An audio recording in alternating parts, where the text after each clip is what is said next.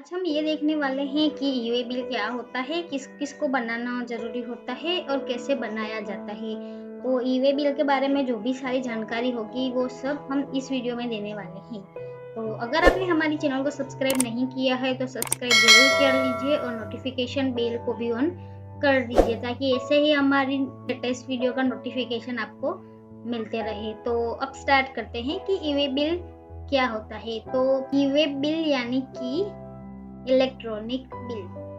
तो electronic bill तब बनाया जाता है जब हम कोई गुड्स का मूवमेंट करते हैं, तब हमको इलेक्ट्रॉनिक बिल यानी कि ई-वे बिल बनाना पड़ता है।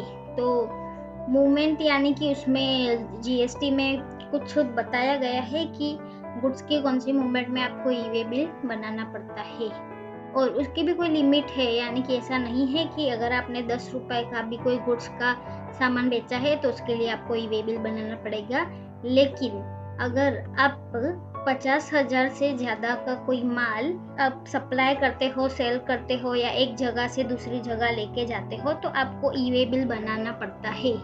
तो आपने देखा होगा कि हम एक सिटी से दूसरे सिटी में अगर अपना सामान बेचते हैं तो वो ट्रक के ज़रिए या ट्रांसपोर्टेशन के ज़रिए हम भेजते हैं या किसी भी तरीके से हम अपना जो गुड्स है वो उसका मूवमेंट करते हैं। तो अगर आप किसी गुड्स का मूवमेंट करते हैं और उसकी वैल्यू 50,000 रुपए से ज़्यादा है तो आपको ई-वे बिल बनाना होता है। तो 50,000 ये सिंगल इनवॉइस भी हो सकता है या मल्टीपल इनवॉइस भी हो सकता है।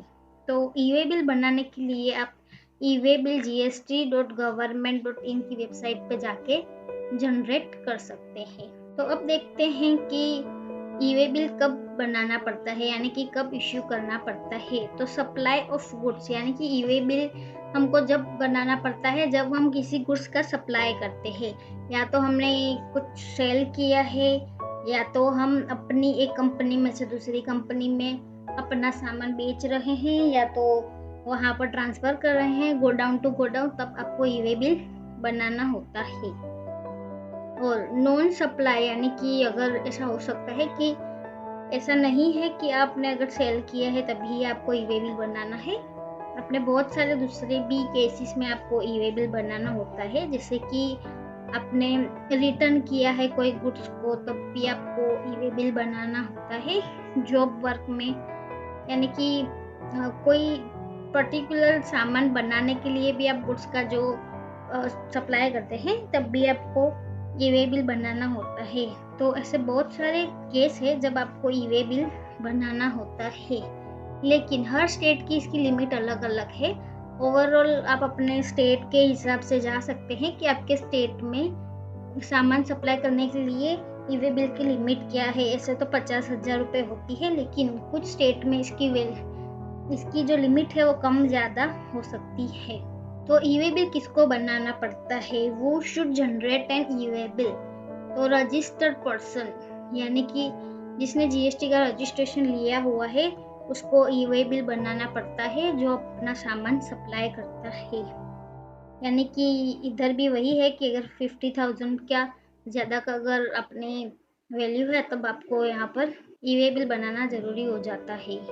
अनरजिस्टर्ड पर्सन, जब रजिस्टर्ड पर्सन को कोई सामान सप्लाई करता है तब रजिस्टर्ड पर्सन की जिम्मेदारी होती है कि वो ई-वे बिल जनरेट करे। यानी कि सप्लाई तो अनरजिस्टर्ड पर्सन कर रहा है, जो रिसीवर है वो रजिस्टर्ड पर्सन है, तो उसको ई-वे बिल और ये जो सारे कंप्लायंसेस है वो देखने पड़ते हैं। ट्रांसपोर्टर यानी कि हो सकता है कि हम अपना जो सप्लाई है वो किसी ट्रांसपोर्टर के जरिए कराए, तो उसकी जिम्मेदारी है कि उसको ई-वे बिल बनाना पड़े। बहुत सारी कंपनियां अपना जो सामान है वो ट्रांसपोर्टर के जरिए गुड्स की हेरफेर होती है जो करती है, तो उन लोगों को भी ई-वे बिल बनाना जरूरी है। कुछ ऐसे केसेस भी है जहां ई-वे बिल नहीं बनाना होता है, यानी कि नॉन मोटर व्हीकल से आप अपना अगर सामान हेरफेर करते हो तो आपका ई-वे बिल नहीं बनाना होता है। अगर कस्टम डिपार्टमेंट वाले या कस्टम के लिए ये जो गुड्स को सप्लाई किया जाता है तब भी हमको ई-वे बिल नहीं बनाना होता है। और डिफेंस या मिनिस्ट्री की तरफ से किसी प्रकार का सप्लाई होता है तब भी ई वे बिल की आवश्यकता नहीं होती है। एम्प्टी कार्गो कंटेनर्स का अगर हम सप्लाई करते हो तब भी हमको ई वे बिल बनाना मैंडेटरी नहीं है। यूनियन टेरिटरी यानी कि कुछ सप्लाई जिसपे जीएसटी नहीं लगता है, मतलब कि स्पेसिफाइड ऐसी कुछ चीज़ें हैं जिसपे हमको ई वे बिल नहीं बनाना होता है। तो आप वो भी गूगल पे जाके वेबसाइट पे देख सकते हैं कि कौन सी एग्जाम्प्ट सप्लाई है जिसपे हमको ई वे बिल नहीं देना होता है। तो अब देखते हैं कि हमारे ई वे बिल की वैलिडिटी कितनी देर तक रहने वाली है। तो अगर अदर देन डायमेंशनल कार्गो से आप अपना गुड्स का सप्लाई कर रहे हो तो 200 किलोमीटर की रेंज के अंदर ही आप अपना सप्लाई कर रहे हो तो आपको 1 डे की यहाँ पर वैलिडिटी मिलने वाली है। और अगर 200 किलोमीटर जितना अगर आपका डिस्टेंस बढ़ जाता है तो आपको एडिशनल 1 डे की यहाँ पर वैलिडिटी बढ़ जाती है। यानी कि अगर 200 किलोमीटर के अंदर अंदर ही आप अपना गुड्स का सप्लाई कर रहे हो तो आपकी ई वे बिल की जो वैलिडिटी है वो 1 डे रहने वाली है। और ओवर डायमेंशनल कार्गो, अगर ऐसे में आप अपना जो गुड्स है वो सप्लाई करते हैं तो 20 किलोमीटर्स की यहाँ पर आपको लिमिट देखने की मिलेगी।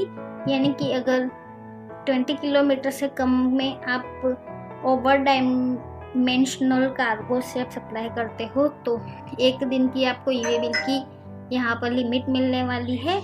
और अगर हर 20 किलोमीटर से आपका जितना बढ़ता है तो उसके लिए एडिशनल 1 डे मिलेगा। यहाँ पर 20 days additional for every kilometre ऐसा है। यानी कि 20 किलोमीटर अगर और बढ़ गए तो आपको और 1 डे मिलेगा। यानी कि 20 किलोमीटर से 40 किलोमीटर हो गए तो ये ई वे बिल की जो लिमिट है वो यहाँ पर 2 डे की हो जाएगी। तो अदर देन डायमेंशनल कार्गो यानी कि जो ज़्यादा लोडेड नहीं है, यानी कि जिसकी जितनी कैपेसिटी है उतने में ही आपने अपना सामान सप्लाई किया है तो उसके लिए ये जो लिमिट है ये है ऊपर वाली। और ओवर डायमेंशनल कार्गो यानी कि जिसकी लिमिट जितनी है उससे ज़्यादा का सामान सप्लाई होता है तो आपकी ये 20 किलोमीटर्स वाली लिमिट है वो आ जाती है। जैसे कि कोई ट्रक की 22 फीट की उसकी जगह है और उसमें 25 फुट का भर के सामान ले जाता है तो वो ओवर डायमेंशनल हो गया, तो उसके लिए अलग लिमिट है यहाँ पर। तो इस बात का भी आपको ध्यान रखना है। तो कौन से डॉक्यूमेंट्स की आवश्यकता होती है अगर हम अपना सामान का सप्लाई करते हैं तो बिजनेस पर्सन वाले के लिए इनवॉइस, बिल ऑफ सप्लाई या तो डिलीवरी चालान का होना जरूरी है। अगर ट्रांसपोर्टर कोई सामान को सप्लाई कर रहा है यानी कि ट्रांसपोर्ट कर रहा है तो उसके पास ट्रांसपोर्टेशन का जो आईडी होता है वो होना जरूरी है। तो ये यहाँ पर आप स्क्रीन पे देख सकते हैं, ये वाले जो डॉक्यूमेंट है ये सब होना जरूरी है कोई भी गुड्स का सप्लाई करते टाइम। अब हम ये देखते हैं कि अगर हमने ई वे बिल नहीं बनाया है यानी कि 50,000 रुपये से ज़्यादा की वैल्यू का माल हम सप्लाई करते हैं लेकिन हमने कोई ई वे बिल जनरेट नहीं किया है या जो ट्रक ड्राइवर है उसके पास से अगर ई वे बिल नहीं मिलता है तो आपको 10,000 रुपये की पेनल्टी देनी होती है। नहीं तो ये ऐसा माना जाता है कि आप टैक्स बचाने के चक्कर में आपने ये इलीगल तरीके से अपना सामान को सप्लाई कर रहे हैं और आप टैक्स की चोरी करना चाहते हैं। तो ऐसा मानकर आपको जितना भी टैक्स की चोरी करना चाहते हैं उसका 100% पेनल्टी आपको भरनी होगी। यानी कि 10,000 या तो आपने जितनी टैक्स की चोरी की है उसमें से जो भी अमाउंट ज़्यादा होगा उतना आपको यहाँ पर टैक्स देना होगा। यानी कि ये इलीगल माना जाएगा कि अगर आपने 50,000 से ज़्यादा का माल को सप्लाई किया है लेकिन ई वे बिल जनरेट नहीं किया है। तो आज के लिए इतना ही। तो आगे आने वाली वीडियो में हम ये ज़रूर देखेंगे कि ई वे बिल का रजिस्ट्रेशन कैसे होता है और ई वे बिल हम पोर्टल पे कैसे बनाते हैं।